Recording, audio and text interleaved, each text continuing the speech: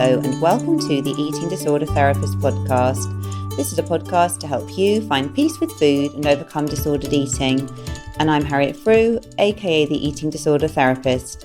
And I'm so excited to share with you all kinds of stories, tips, information and guest interviews to help you on your journey in finding peace with food. So thank you so much for listening today. Now today I have a returning guest to the podcast, Anne Richardson of Crunch Nutrition. Now, Anne is soon to become the Eating Disorder Nutritionist. So if you want to go and check her out, that will be her website very shortly. But if you want to go and look today, she's probably still up there as Crunch Nutrition. Also, if you want to check her out on Instagram, she is at the Eating Disorder Nutritionist. Anne is a registered nutritional therapist and she blends nutrition with cognitive behaviour therapy to help people have a better relationship with food and their bodies. Anne has a special interest in disordered eating, having walked her own eating disorder recovery journey, and she works with people who restrict physically and or mentally, and this can mean people suffering from anorexia, orthorexia, OSFED, and also bulimia. Anne grew up in France and has a passion for food and is dedicated to helping people become more relaxed with their diets. She believes that, although nutrition is a science, we shouldn't eat scientifically. And she believes that many of us have lost our way with food and that this is impacting us not only with our physical health, but also our mental well-being too. Anne is a member of the British Association for Nutrition and Lifestyle Medicine, and she is also registered with the Complementary and Natural Healthcare Council.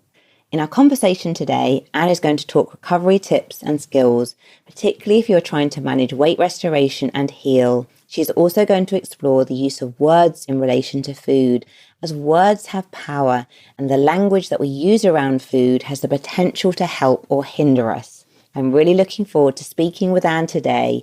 Let's get to the conversation.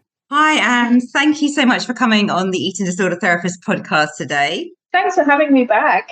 Yeah, so Anne, I can't remember if this is your third or fourth recording. I think it's my fourth, actually, because I was looking at it the other day. I think it's my fourth. Oh, right. Brilliant. Yeah, well, good to have you back. And it's for a reason, I guess, that you are here for a fourth occasion.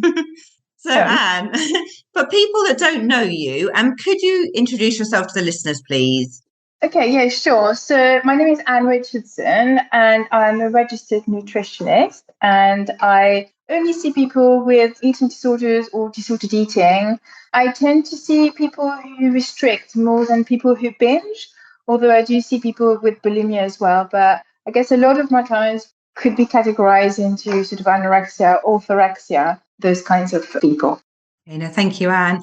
And I'm aware as well that you are going through a rebrand or a change of name. Is that right? Could you tell us a bit more? I know it's not quite a menopause, but it feels like it. It's like the big change. Yeah, so I've been a nutritionist for more than 10 years. And when I started, I was very much a generalist. I needed to find a name for myself. And I decided to call myself Crunch Nutrition because there was a reason for this. I was quite interested in sports nutrition, and it seemed to make sense, the whole crunch thing. And also I was interested in food. I've always been interested in food. And I thought maybe at some point I would have a cafe, and crunch seemed to be quite cool. But I then sort of changed my angle in my clinic, and then I worked more and more in eating disorders. And Crunch Nutrition didn't seem to reflect my identity as a practitioner anymore. So I decided to rebrand, and I'm in the process of doing that now. And so my new name is actually really similar to yours. I meant to say that. So you're the Eating Disorder Therapist, and I have become the Eating Disorder Nutritionist. I think a bit easier for people to find me now. My name, what it is, Eating Disorder and Nutritionist. I'm not a general nutritionist, and I'm not a therapist. I am very much a nutritionist. So yeah, that's me. My website isn't quite ready yet, but it will be in a week or so. Okay, thanks for sharing that, Anne. And it sounds very exciting, this new rebrand. Yeah, I think it's timely. It feels like the right time. Yeah. And do you still have any sort of dreams of opening a cafe, or is that gone by the wayside now? I don't know. I think things change. What I've realized while getting older is that things are always in a constant flux and things change. I'm always interested in food. Having a cafe, I don't know. It sounds like a lot of hard work, to be honest. I think if I won the lottery, I probably would retrain and become a baker, which was my first idea before becoming a nutritionist. But no, I don't think it's totally on the cards, but you never know. But I still bake at home. I still love doing that. So I don't know. But I think food is a really big part of my identity, and also with what I'm doing with my clients. Clearly, food is important. And we talk a lot about cooking and about baking and about doing cafes with people. So there is that element somewhere, but maybe not professionally. Yeah, no, sure. I know you sort of grew up in France and you do have a real love and passion for food. So could you just tell us a little bit as well about your sort of philosophy and how you approach working with your clients? Because I think you have quite a unique way of working, which really helps people to develop that sort of healthy relationship with food again. I don't know if I'm unique, but I suppose my philosophy is I always joke with people. I say to people, with me, it's never going to be black or white. You do have to embrace the 50 shades of grey. And I guess I sit in the middle. I always feel like I'm a bad nutritionist or not your regular nutritionist because I don't just eat kale and seeds. I'm not saying that we should just eat lots and lots of sugar all the time either. I'm kind of in the middle. I think food is there to fuel the body, to nourish the body, and we do have to pay attention to that. But I also really strongly believe that food is also pleasure and it's fun, it's celebratory, and it doesn't have to be perfect. I mean, before talking to you, I was having a coffee, one of those little Freddo, the chocolate bars. A lot of nutritionists wouldn't have that or even admit it on a podcast. But I just go, that's just the way we go. That's what I like. And I don't really see a problem with that. So that's kind of my philosophy, that anything goes. Yeah, provided you like it, it's fine. Obviously, I will teach people, the protein, the carbohydrate and all that, and the polyunsaturated fat. But there is more to life than that. And I cook with white flour. Tomorrow is pancake day. There's going to be white flour in my house and normal sugar and cream. And I really don't see a problem with that. You're definitely not going to see a pancake made with banana and an egg, which is not a pancake. It's eggy banana at best. That's kind of my philosophy. No, thank you, Anne. So I know one of the things that we were going to talk about today, and I know you have a particular interest in the use of words generally and sort of metaphor and language, etc. I know from our previous conversations, but you're going to talk a bit about the use of our language and words in relation to food and sometimes perhaps how this can help or hinder us. So could you say a little bit more about that? Yeah, I wanted to talk about language, but in relation to eating psychology, eating disorders, and recovery. I'm fascinated by languages and by words in general. I don't know if it's because I'm bilingual or whether I'm bilingual because I love words, but I've studied several languages. Obviously, I'm fluent in French and English, and I find it fascinating how we use words and how we can really have an impact on our thoughts. And I'm actually also studying CBT at the moment. And it's quite clear with CBT that, the way we speak can shape our thoughts, and the way we think then impact on our feelings and sometimes even bodily sensations, which can then further impact on our thinking process. So that's what I'm interested in. And especially because I see that a lot with people, that they use words which are actually counterintuitive when it comes to recovery. It makes things a lot worse. That makes sense. Yeah, no, absolutely makes sense. And I guess a lot of the language we use, it's quite sort of unconscious, isn't it? We may never stop and question what we're saying. Yeah, that's right. We just say it either because we've heard it or because we've said it for so long, it becomes a thing. But the brain is always listening, and then it becomes something much bigger in our heads. And I think it can be damaging. So could you give some examples maybe of when we could be using language which may be really unhelpful in eating disorder recovery? Yeah, sure. My favorite one, and my clients, if they're listening, they will laugh because at some point I must have talked to them about it. It's people saying a whole banana. I've eaten a whole banana. And I just go, how big was that banana? Because by the sound of it was massive. When you say a whole of something, it sort of implies that it's something massive and that it's something that maybe you should only eat a little bit of. When actually a banana comes as one. It comes as a banana with its own little envelope. And a banana is one. You don't need to say a whole banana. You could say a whole pineapple because a pineapple is quite a lot bigger than a banana. Or you could say a whole cake. That would make sense because normally we eat a slice of cake or a quarter of pineapple or something like that. But bananas, if you say a whole banana, you are essentially implying that you should not be having a banana. You should just be having, I don't know, half or a quarter. And therefore, if I said to people, you have a banana, they go, oh my goodness, I've had a whole banana, and it really messes with their heads. And I find a lot of people say that. Yeah, no, really interesting. It's a funny thing, the banana thing, isn't it? Because I know Yes. for myself personally, I don't think I've ever eaten just half a banana in my life.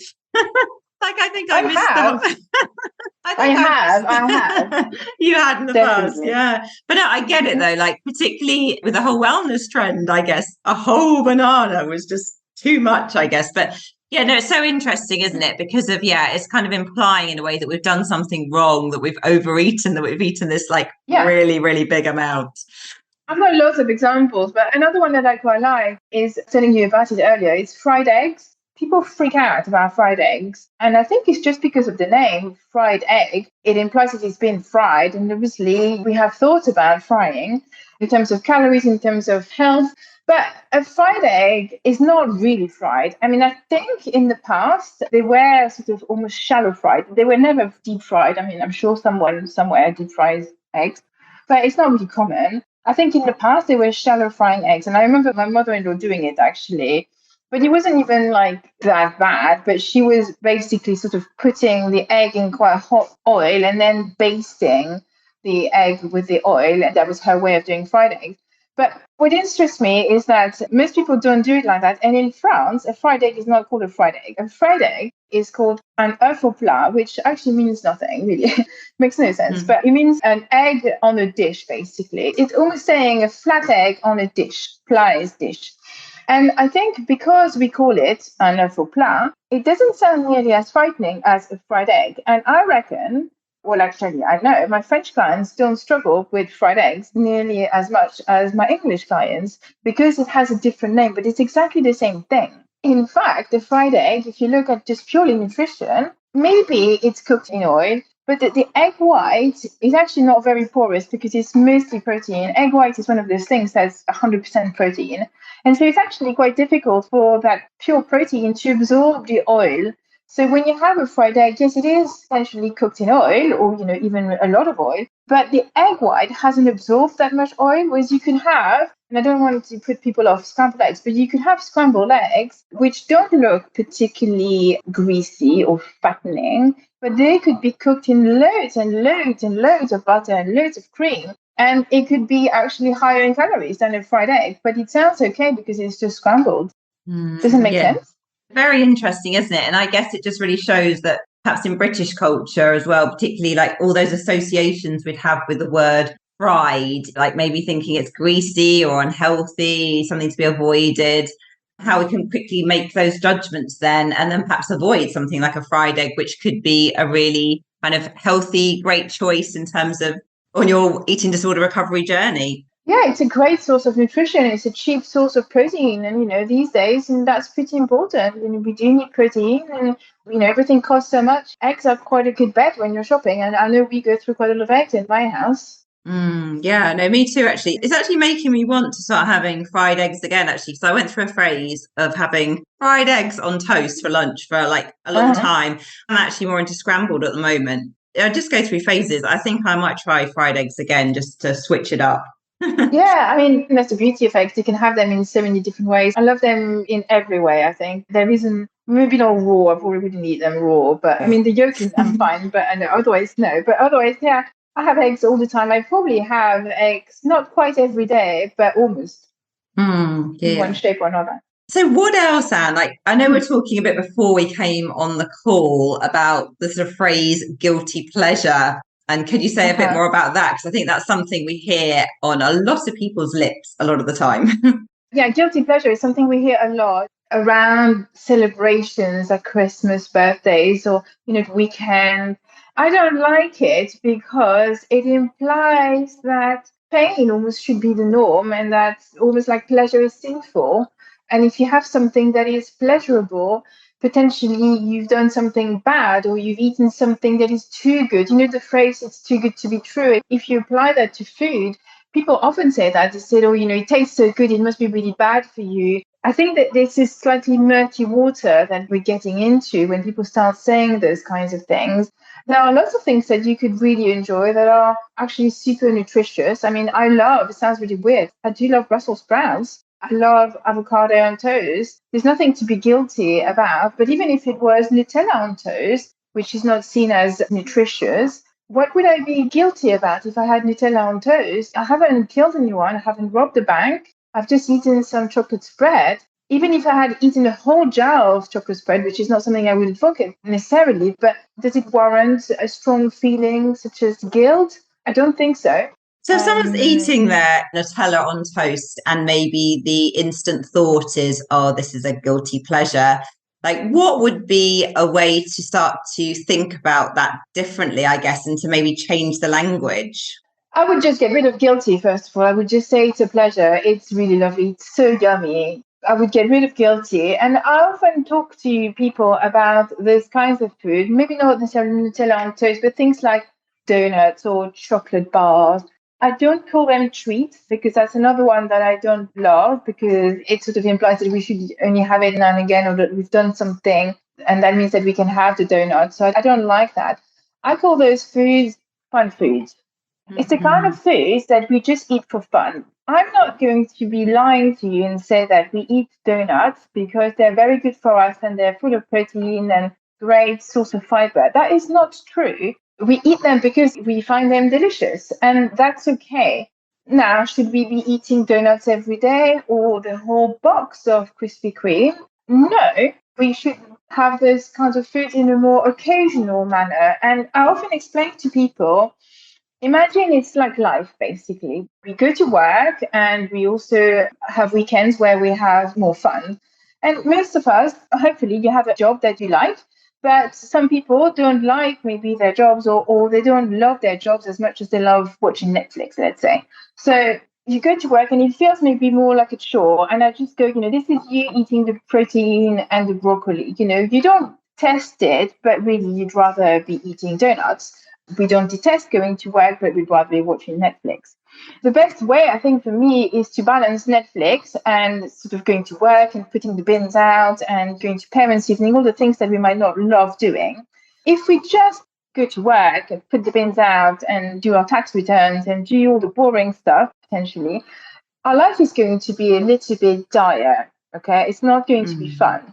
At the same time, if we only ever watch Netflix and pick our noses, we're not going to achieve much. And perhaps our life is not going to be as good either, or that great either. And it's kind of the same with food. If we just eat the broccoli and the protein, the chicken, the broccoli, and the sweet potato, like we're going to orthorexic sort of mode. And yes, maybe we're going to have a very healthy body, but our mind is not going to be particularly healthy because we're just going to be freaking out about our donuts.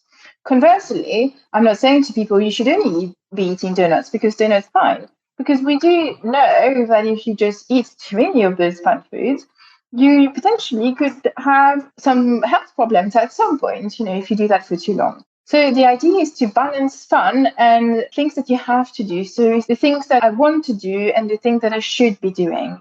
Once you balance those, then you're fine. So a donut or Nutella on toast isn't something bad. You haven't done anything bad. It's just you watching a little mini series of Netflix and, I don't know, Desperate Housewife or stuff.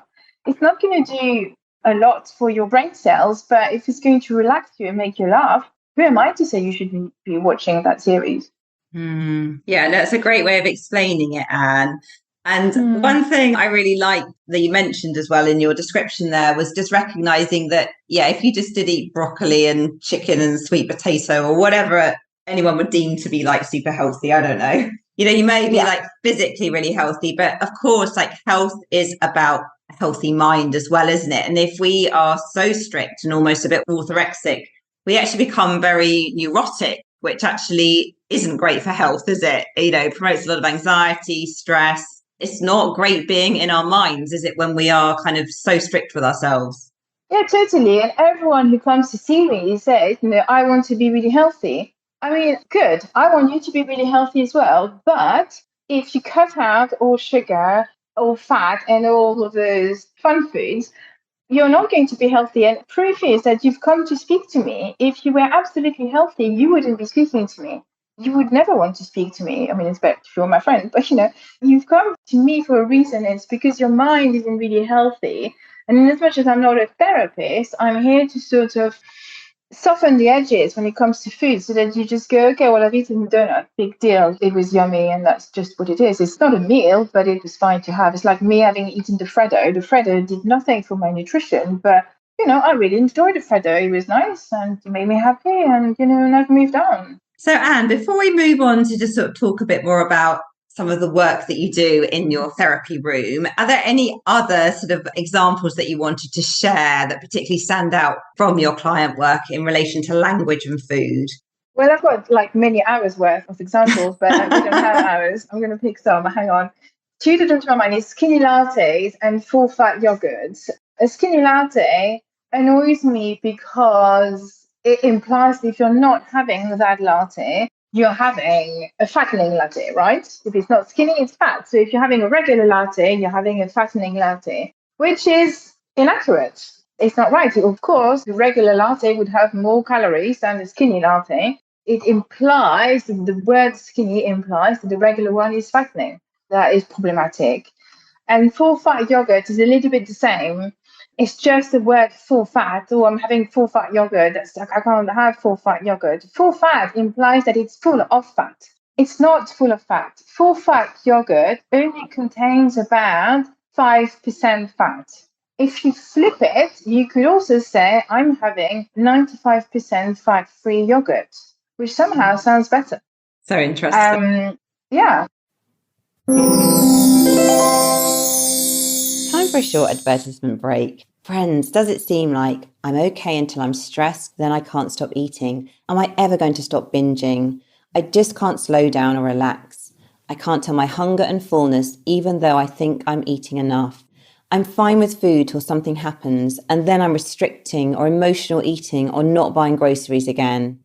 I surround myself with body positive pictures, wearing more comfortable clothes, but I still can't stand my body and I fear gaining weight. You don't lack knowledge.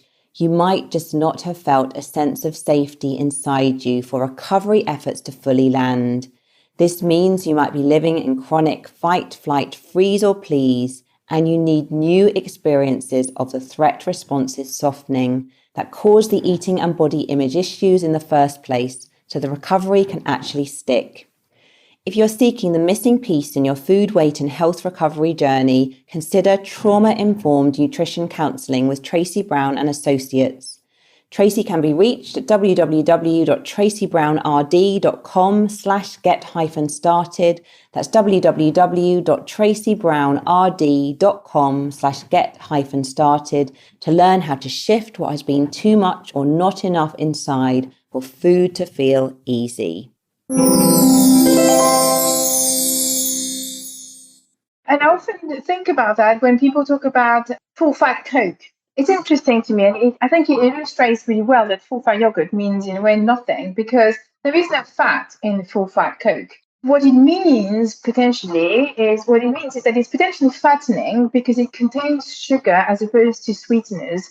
So full fat actually doesn't mean full of fat, but it means it's going to make you fat. That's how we use it. It's inaccurate because regular yogurt or full fat yogurt is a really good source of protein. It's a good, depending on which one it is a source of fat, but we also need fat. And it's not that high in fat. There are some things which are higher in fat. I mean, avocado is going to be higher in fat than full fat yogurt. I don't want to put anyone off avocados, but it's so interesting, isn't it? Like, I like the way you're saying, you could be saying it's 95% fat-free or something for the yogurt. It's so interesting. We have to be so careful, don't we? These assumptions that we're making around food.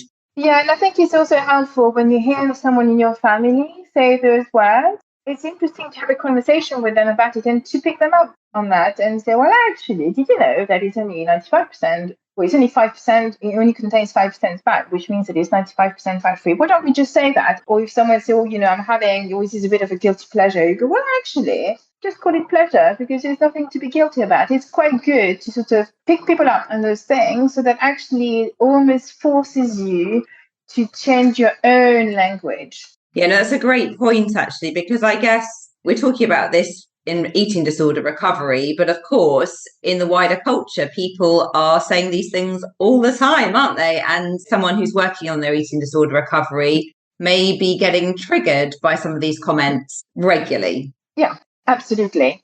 when I was in France, I had a fear of pastry. And I remember going into a bakery and ordering, or someone in front of me ordered a pain au chocolat, and someone made a comment almost like 1 minute on the lips, a lifetime on the head or something. And I'm being really angry because I was trying really hard to eat that bloody pastry. But I was really angry, and just a little comment like that could throw you off. So we have to be super careful about what we're saying. Yeah, no, definitely. And it just shows, doesn't it, the value of really staying focused in your own recovery lane and, having to regularly do that kind of inner work and watch your own language. And what I love what you're saying as well, Anne, is actually when people around you say things, to just kindly pick them up on it, I guess, isn't it? And actually educating them as well, because we're all just sort of spewing stuff out unconsciously, aren't we? Yeah, I do that totally with my family when they say things. I don't really have an example on top of my head, but I would pick them up on things that they might have heard at school, and I just go, well, actually, that's not quite right. And I would do it as well when it comes to body image. I find that people sometimes judge others, without meaning it to be nasty, but sometimes it really is. And, you could be watching, I don't know, Strictly Come Dancing, and you watch someone and you go, oh, she's let herself go. And little comments like that aren't helpful, because I think if we naturally do that to others, even though it's not to their faces, it's also training us to do it to ourselves. Whereas actually, if we recognize that we do it to others, and if we stop ourselves from saying those things, then we're much better equipped to stopping ourselves from being nasty about our own body, if that makes sense. Yeah, no, it's very true, isn't it? The things that come up for us all individually when we're kind of judging others, we will be doing that to ourselves, won't we? Even if it's on an unconscious basis, we might not be realizing, but if we tend to be critical of others, we tend to be critical of ourselves. It's almost like holding a mirror up, isn't it, really? Absolutely. Absolutely. And I find that because obviously I am much, much better, and that is my job, I'm very aware of those things. But sometimes I look at myself in the mirror and I go, oh my God, what's happened to your face? You're so old now, and you're like, got so many grey hair, and look at your wrinkles, and you look awful. And then I kind of catch myself going, what are you doing? You're horrible. And I go, no, you're fine. Oh, yeah, you're older because you are older. And actually, you're fine. I go, yeah, the grey hair, I'm fine. And I flip it. And I go, no, we're not doing that. Thank you very much, brain, but I don't have time for this today. Let's move on. We're not doing it. Yeah, here. So, Anne, while I've got you on the podcast, can I just change tack slightly and get a bit of your expertise? Okay, brilliant. I'm just thinking, I know that when you're working with your clients, you're often supporting them with weight restoration, trying to increase what they're eating, etc. And I know, and many of my clients working with at the moment that are struggling with this, that, really genuinely are want to gain weight, want to improve their own quality of life, want to eat a greater variety of foods. When it comes to putting that into practice, they will often do quite a lot of sort of toe dipping, maybe like increasing a little bit here, a little bit there. Or if they do make an active increase, they might compensate then by like missing food later or over exercising. And I'm saying all this with compassion, because of these changes are really, really hard to make. But I'm just wondering, how do you really support someone to make those very brave but scary steps that they need to do in their recovery? Yeah, that's a really good question. Well, first of all, I call it the cha-cha, when we're going like forward, back. And I said to people, okay, we're just cha-chaing here. We're not actually moving at all. We're just standing still. And I say that again with compassion. First of all, I think what I said to people is that I will allow the cha-cha for a little bit, because I think when people start recovery, they have to get used to the process. They have to get used to me. And so I think it's not unreasonable to dance the cha-cha for a while. And actually, I'm only seeing people now for 6 months. I said to people, we're going to commit to speak to each other for 6 months, because I'm allowing at least a month or a month and a half of cha-cha when we're just we are making progress, but we are going back and forth, because I think it's needed. I agree. There is a danger of just toe dipping and actually never going into the water. And we have to be careful. It's a bit like a tightrope. You want to go slowly so that people actually don't freak out about making changes, but you don't want to go too fast. You don't want to go too slowly, because otherwise we don't move at all. But if you go too fast, people get scared. And I find that sometimes, and that's not a criticism at all, but when people are with the NHS, they get given a plan and they go, the plan goes, you need to eat this, 3 meals, 3 snacks, puddings, blah, blah, blah, custard, rice pudding. And that's really scary for people. So that can actually put them off eating at all. But conversely, if I'm going, oh, it's okay, you can just have this vegan high fiber energy bar for your breakfast. And if I allow that for too long, we're not going to make any progress. And potentially there is a risk of me sort of colluding with the eating disorder at that point. So I have to allow a bit of cha-cha and then be a bit of a tough cookie. And I did that last week with someone. I went, look, this is not good. I mean, no, I didn't say not good. I said, look, the little task I gave you, you haven't done any of those. And, she's a lovely girl and she has made a lot of progress. But I said, look, I think I need to push you and I'm going to push you a bit more this time. So we're going to do this, we're going to do that, and we're going to do that. And I'm expecting those things to be done. And I'm doing it because otherwise you're not going to recover. And my job is to make you recover. So I'm going to push you. And I always say to people at the start, I'm quite nice. I like to think that I'm friendly, but I don't want to be your friend. And you are going to find me annoying. Chances are you are going to cry at some point because we can't just have a nice time. If you just have a nice time, probably we're not going to go anywhere. So when people just find me really annoying, and not really annoying, but annoying, and when they cry, usually I kind of know that we are talking about something that actually has hit a nerve and something that needed to be worked on. So it's a balance between the two. Yeah, no, thank you for sharing that. And do you have any sort of skills or tips that you support people with to manage some of these fears? Because I guess when you're trying a new food or you're increasing your portion size or something, people feel incredibly anxious, don't they? What are your sort of top tips for supporting someone navigating their way through that? I would do it on a case by case. I think anxiety can present itself quite differently depending on the person. Anorexia recovery, I often recommend that people watch TV or something like that, have a screen while they're eating. I know it's completely against what most nutritionists would say, but I find that actually when you're not thinking about the food, it's much easier to actually eat the food. So that's a really good sort of little tip, I think, sort of distract by watching something and then distract after eating because the guilt comes after. So you could go for a gentle walk, nothing too strenuous, with your family or spend some time with a pet. Those kinds of things do help.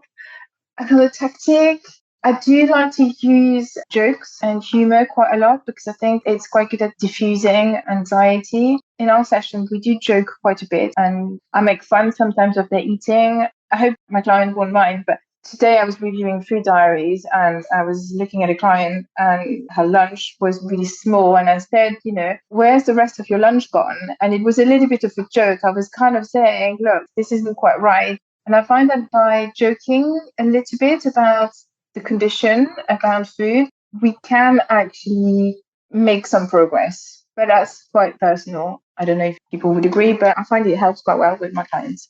Yeah, no, sure. And it sounds like you take a very sort of personalized approach, don't you? And I guess for some people, humor is probably like massively helpful. I think it would be for me if I was your client.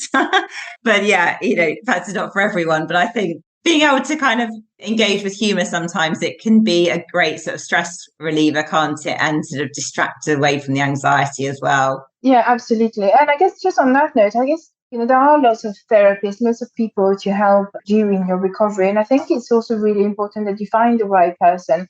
I'm clearly not going to be the person for everyone. I think my approach, my metaphors, my love of words, my humor would probably be really annoying for some people. So I'm not going to be their therapist, but I might suit other people. And I think it's good if you are listening to this and you're thinking, I don't know who to choose. You need to feel really comfortable with them and you need to think, I kind of click with that person. If not, you just find someone else. It's not personal. They won't mind, but find a person that matches who you are, I think. Yeah, no, so true. The relationship is key, isn't it? Yeah, absolutely. So Anne, one more question I wanted to ask you is, I know many people when they're on a weight restoration journey are perhaps told, again, I don't want to kind of like knock the NHS here because I do still work for the NHS.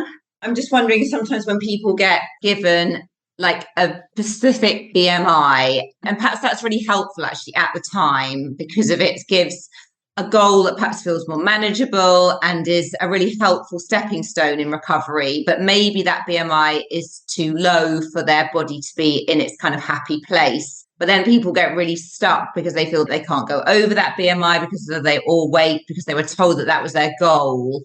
And I just wonder if you have any thoughts on that, because I know there's a few of my clients that are sort of struggling with that at the moment. Yeah, it's actually really, really common. And again, I do make a joke about it, but often I ask people, what weight would you like to be? And usually the weight corresponds to 18.5 BMI. It's just healthy, but not very high. And I think people just feel like if they are just at 18.5, they are going to be fine. This is it. They're in a healthy range. They don't need to do anything. And it's very much like they're holding on to the eating disorder. It's saying, I'm okay to be working on this. I'm okay to be recovered, but I don't really want to recover fully. I just still want to hang on to my eating disorder a little bit. There is a bit of that. Recently, I said to a client who is around 18.5, and I'm just starting with her.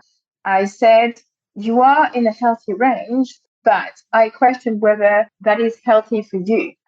Realistically, very few people will naturally sit at 18.5 BMI.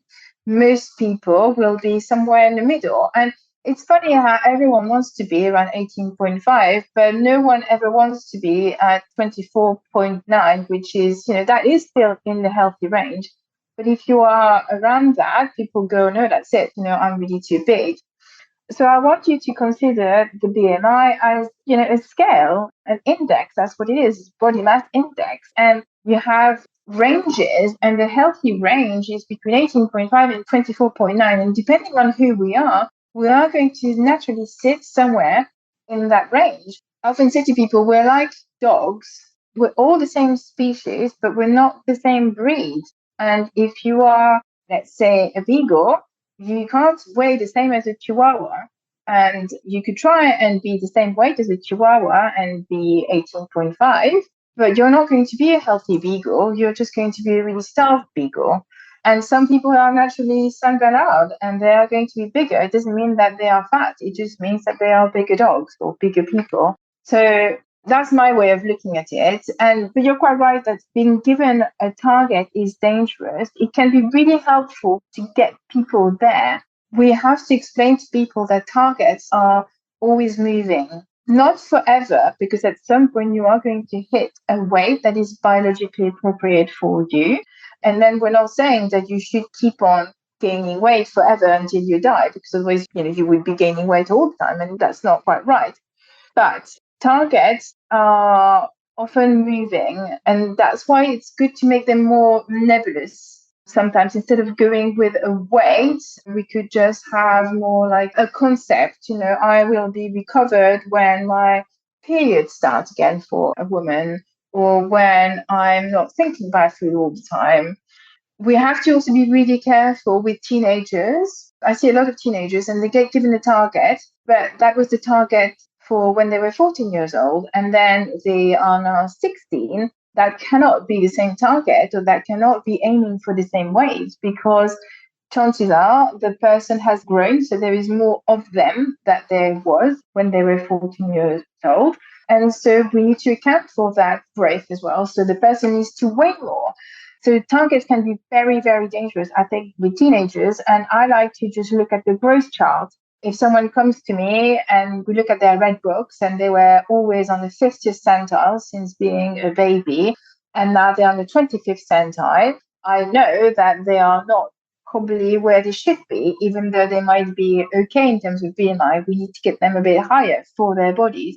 But at the same time, someone could be on the 75th centile, or someone could be on the 50th centile, but always sat on the 75th centile naturally. That would make them underweight as well for who they are. Yeah, no, thank you for explaining that. And I think it's really helpful to have those personalized markers of, rather than focusing on a number, but thinking like, what would indicate that my body is healthy? So, for example, like not being preoccupied with food. If you're female, your menstrual period returning, that just sounds so much more valuable, doesn't it, than getting fixated on a number which could or could not be helpful, really.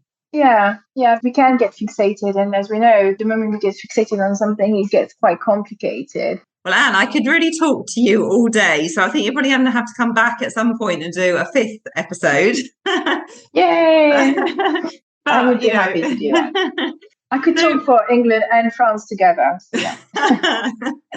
So, Anne, where can people find you if they want to find out more about the work you do? Okay, well, at the moment it's a bit complicated. It's not complicated, but it's a bit strange because, as I said, I'm transitioning. At the moment on Instagram, which is sort of where I live, I am the Eating Disorder Nutritionist. So I'm Richardson, but my website is still Crunch Nutrition. So crunchnutrition.co.uk. Having said that, in a week or two, it will hopefully become the Eating Disorder Nutritionist.co.uk. So you can find me at either Crunch Nutrition or the Eating Disorder Nutritionist. But on Instagram, I'm already, and on Facebook, I'm already the Eating Disorder Nutritionist. Okay, lovely. And I should make sure all of those details are in the show notes. Oh, thank you. Okay, Anne, well, I'd like to just really thank you again for coming on the podcast and sharing your wisdom. Really appreciate it so much. I think so much value for the listeners. And yeah, thank you so much. No, thank you for having me. I love doing the podcast with you, so I'll be back. Thanks, Anne. I hope you enjoyed this conversation just as much as I did. And do go and check out all of Anne's details in the show notes. If you're not following me already, do seek me out on Instagram at the Eating Disorder Therapist _. And for further support with your relationship with food, do go to the eatingdisordertherapist.co.uk. If you like this podcast, I would be so grateful if you would follow, rate and review, as it helps it reach so many more listeners. Thank you so much for listening today, and I look forward to sharing another podcast episode with you very soon.